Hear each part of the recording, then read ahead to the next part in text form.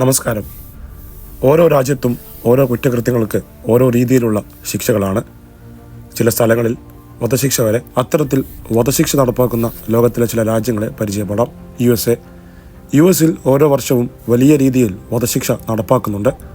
എന്നാൽ ടോപ്പ് ലിസ്റ്റിൽ യു എസിൻ്റെ പേരില്ലെന്നതാണ് അതിശയം. ഏകദേശം പ്രതിവർഷം 20 വധശിക്ഷകൾ യു എസിൽ നടപ്പാക്കുന്നുണ്ടെന്നാണ് കണക്ക്. എന്നാൽ യു എസിൽ ചില സ്റ്റേറ്റുകളിൽ വധശിക്ഷ നിയമവിരുദ്ധമാണ്. മറ്റു ചില സ്റ്റേറ്റുകളിൽ വധശിക്ഷ നടപ്പാക്കുന്നുണ്ടെങ്കിലും അതിനെ അത്ര പ്രോത്സാഹിപ്പിക്കുന്നില്ല. എന്നാൽ ഈ 11 സ്റ്റേറ്റുകളിൽ വധശിക്ഷ നടപ്പാക്കുന്നുണ്ട്. പ്രധാനമായും നരഹത്യ, നാർക്കോട്ടിക്സ്, ചാരപ്രവർത്തനം, രാജ്യദ്രോഹം എന്നിവക്കാണ് വധശിക്ഷ നടപ്പാക്കുന്നത്. യു എസിൽ വധശിക്ഷ ഓരോ സംസ്ഥാനങ്ങളിലും വേറിട്ടതാണ്. എന്നാലും പ്രധാനമായി ഉപയോഗിക്കുന്ന 5 മെത്തേഡുകളുണ്ട്. Lethal injection, electric chair, firing squad, gas chamber. വധശിക്ഷയ്ക്ക് 24 മണിക്കൂർ മുന്നേ തടവ് പുള്ളിയെ ഡെത്ത് ഹൗസ് എന്ന റൂമിലേക്ക് മാറ്റും. തൻ്റെ ജീവിതത്തിലെ അവസാന മണിക്കൂറുകൾ ഇവിടെയായിരിക്കും ചിലവഴിക്കുക. റൂമിലേക്ക് പോകുന്നതിന് മുന്നേ കുറ്റവാളിയെ ഫുൾ ബോഡി ചെക്കപ്പ് ചെയ്യും. ശേഷം പുതിയ വസ്ത്രം നൽകി ഡെത്ത് വാച്ച് സെൽ എന്നറിയപ്പെടുന്ന റൂമിലേക്ക് മാറ്റും. ചില തടവുകാർ ഉറങ്ങുകയും മറ്റു ചിലർ അവസാന നിമിഷത്തെപ്പറ്റി ആലോചിച്ച് കിടക്കും. അവസാനത്തെ 15 മണിക്കൂറാവുമ്പോൾ തടവുകാർ കുളിക്കുകയും സാധാരണ നൽകുന്ന ഭക്ഷണം കഴിക്കുകയും ചെയ്യും. പിന്നീട് അവർക്ക് അവരുടെ കുടുംബങ്ങളുമായി സംസാരിക്കാനുള്ള സമയമാണ്. 45 മിനിറ്റ് സമയം ഇതിനായി നൽകും. അതിനുശേഷം അവർക്ക് വൈദികനെയോ മറ്റോ കാണാനുള്ള അവസരം നൽകും. ഈ അവസരം അവർക്ക് കുറ്റങ്ങൾ ഏറ്റുപറയാനും മൈൻഡ് ക്ലിയർ ചെയ്യാനുമുള്ളതാണ്.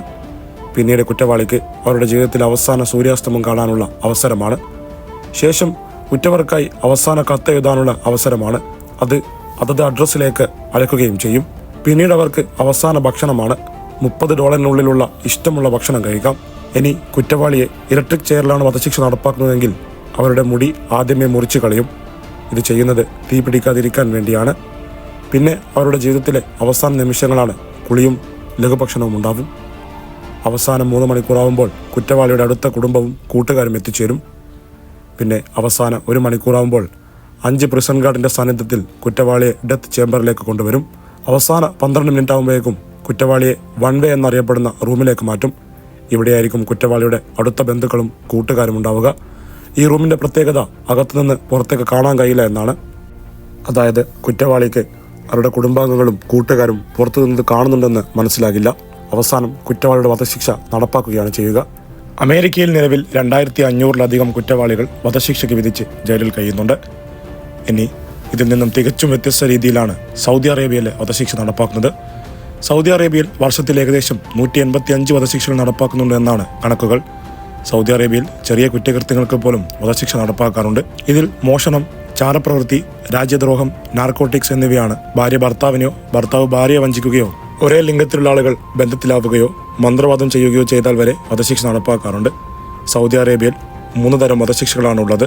ഇതിൽ ഫയറിംഗ് സ്ക്വാഡ്, സ്റ്റോണിംഗ് എന്ന് വെച്ചാൽ കുറ്റവാളിയെ വലിയ കുഴിയിൽ തല പുറത്താക്കി മൂടും. പിന്നീട് കൂട്ടമായി നിൽക്കുന്ന ആളുകൾ കല്ല് കുറ്റവാളിക്ക് നേരെ എറിയുകയാണ് ചെയ്യുക. 3-മത് തല വെട്ടിമാറ്റലാണ്. തല വെട്ടിമാറ്റിയ മൃതദേഹം ആളുകളുടെ മുന്നിലേക്ക് വെക്കും. ഇനിയൊരു കുറ്റകൃത്യം ആരും ചെയ്യാതിരിക്കാൻ വേണ്ടിയാണ് ഇങ്ങനെ ചെയ്യുന്നത്. അമേരിക്കയെ സംബന്ധിച്ച് സൗദി അറേബ്യയിൽ വധശിക്ഷ പെട്ടെന്ന് നടപ്പിലാക്കും. കുറ്റവാളികളെ അൽഹൈർ എന്ന ജയിലിലേക്ക് മാറ്റും. കുറ്റവാളികളെ മാനസികമായിട്ടും ശാരീരികമായിട്ടും തളർത്തുന്ന ഒരു ജയിലാണിത്. കൂടാതെ ഈ ജയിലിലേക്ക് കുടുംബക്കാരെയോ സുഹൃത്തുക്കളെയോ കാണാൻ അനുവദിക്കാറില്ല. വധശിക്ഷ നടപ്പിലാക്കിയ കുറ്റവാളികളെ അതേ വർഷം തന്നെ വിധി നടപ്പിലാക്കാറുണ്ട്. ജപ്പാൻ. US കഴിഞ്ഞാൽ ജനാധിപത്യ രാജ്യമായ ജപ്പാനാണ് വധശിക്ഷ നടപ്പാക്കാറുള്ളത്. വർഷത്തിൽ 5 വധശിക്ഷകൾ മാത്രമേ ജപ്പാനിൽ നടപ്പാക്കാറുള്ളൂ. പ്രധാനമായും 3 കുറ്റകൃത്യങ്ങൾക്കാണ് ജപ്പാനിൽ വധശിക്ഷ നടപ്പാക്കാറുള്ളത്. നരഹത്യ, രാജ്യദ്രോഹം, സംസ്ഥാനങ്ങൾക്കെതിരെയുള്ള നീക്കങ്ങൾ എന്നിവയാണ്. മറ്റു രാജ്യങ്ങളിൽ വധശിക്ഷ നടപ്പാക്കുന്ന ദിവസവും സമയവും കുറ്റവാളികളെ അറിയിക്കും.